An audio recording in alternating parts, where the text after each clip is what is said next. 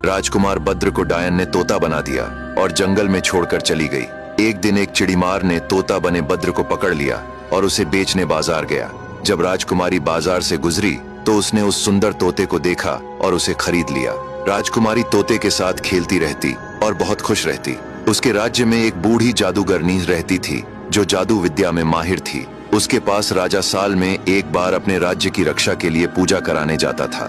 जब वह दिन आया तो राजा अपनी रानी और बेटी के साथ नगर की सरहद पर बसी उस जादूगरनी के पास गया। राजा ने उससे अपने राज्य की शुभकामना के लिए विनती की और अपनी बेटी को भी जादूगरनी से मिलवाया। उस समय राजकुमारी के साथ तोता भी था।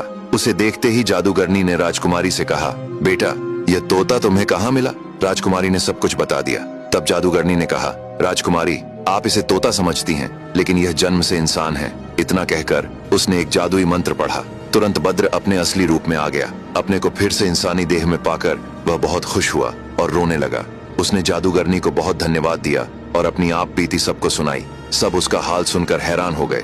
फिर राजकुमार बद्र ने राजा से विनती की कि वह अपने देश जाना चाहता है। राजा ने उसे एक नाव दी और रास्ते के लिए भोजन दिया।